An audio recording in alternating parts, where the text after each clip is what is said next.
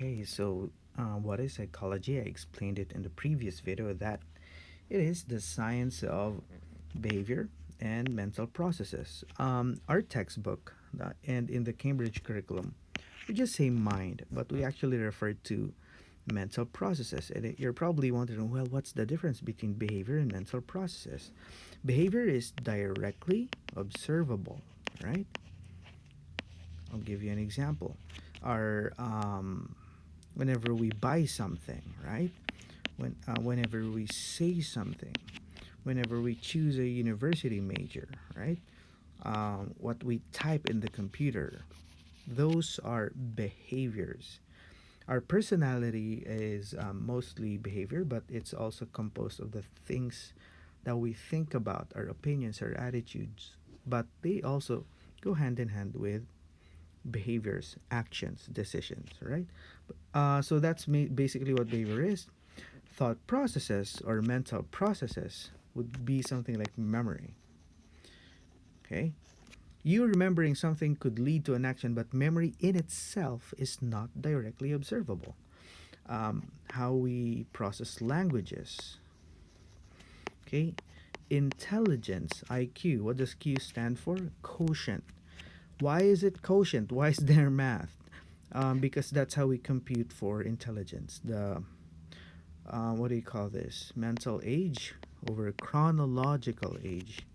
So times 100, right? For example, if um, you're 12 years, you think like a 12-year-old, and you are actually 12-year-old times 100, then your IQ is 100, basically, right?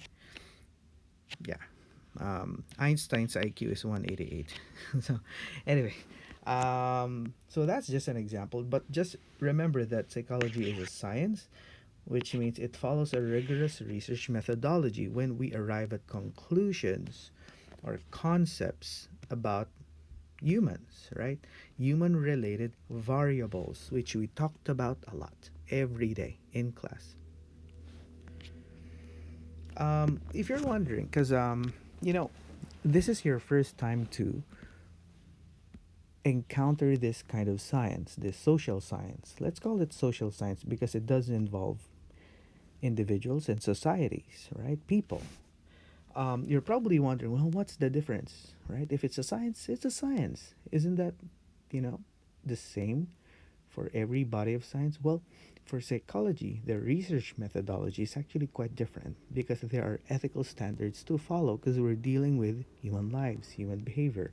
Whenever we study people, animals, whenever we put them in an experimental condition, and whenever we observe them, when we make them participate in a survey or we gather confidential or private information, right? Um, so let's look at this question. How is research in psychology different from research in physical science? So, for example, we're looking at the quality of water, right? So let's just think about variables in the image, right?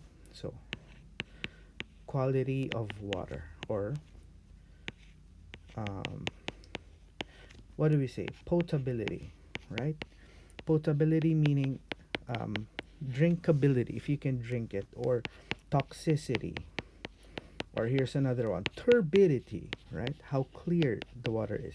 There are different ways or mechanisms for you to test for toxicity, potability, turbidity, or to change. For example, if there's more sand in the water in this reservoir, um, will it affect the toxicity, the clarity of the water, or the drinkability of the water? You just add stuff and then you'll find out. No one was harmed. You can do it in a laboratory, you can do it in a pail, right? However, let's look at this next image. Now we're talking about people. Um, this is actually an image of someone who is verbally abused, right? Meaning constantly being uh, the receiving end of hurtful things from a person you have no control over. Let's say your parents, your brother, or your friend. You get verbally abused. And in this next image, well, I hope you understand that these bars represent prison. Now, here's a research question.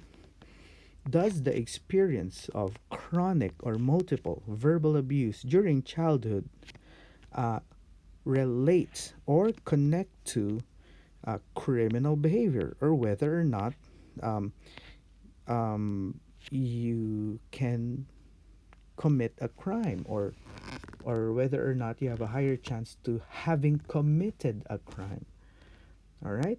Now you're probably thinking, well, how do we do an experiment on that? Because you cannot take children, verbally abuse them in a room for 10 years, and then release them into society to find out if they will become criminals. That would be very unethical.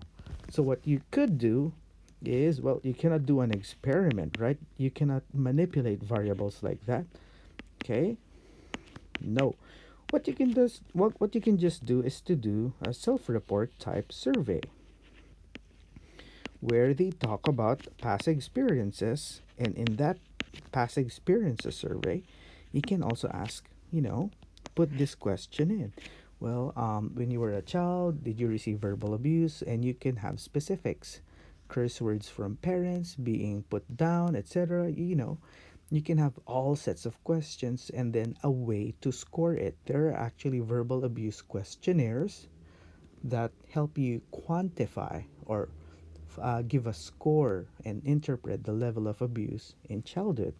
And then you will also ask, well, do you have a history of criminal behavior? Or have you been in prison? Or have you ever paid bail for a criminal act? Or you can actually just go to prison and give a survey there, but of course you have to ask permission, etc., and so on. And then also interview people in the normal population. Go outside Waikwang Station or Thailand Cultural Center MRT station and give a survey randomly and give a reward for participating. Give a lollipop, or I don't know, 50 baht for every participant. Maybe that's too much money. Maybe 30 baht or something, right? Um, and if you do that, they'll answer it. Hopefully, they will answer it honestly. Um, and then you can look at the results of your data and find out if there's a connection. Are those people who are in prison, they have a higher abuse score compared to people who have never been in prison, or without criminal behavior record. That way, there's no one abused. The abuse has already happened, but you are collecting data through a survey, and it's not an experiment. So you cannot say that if even if there's a connection between the two concepts, abuse and criminal behavior, you cannot say that abuse causes behavior because you didn't do an experiment. There is no cause and effect. But you can just say there is a connection because I did a correlation um, through a survey. But you cannot say affects or causes. You can only do that for experiments. All right, let's have another look. Here are some examples of behaviors, and I think we talked about it in class. Just remember that behaviors are directly observable. Decisions, actions, um, sleeping behavior, doing sports, with becoming anxious. Although remember that one aspect of anxiety is the worry aspect, which is cognitive or a thought process as well. So it can be a combination of two things. All right. Okay. And then mental processes would be your belief, opinion, attitude, how you process language mentally, but not how you say it, because that will be behavior, attention, attention span, dreams, etc.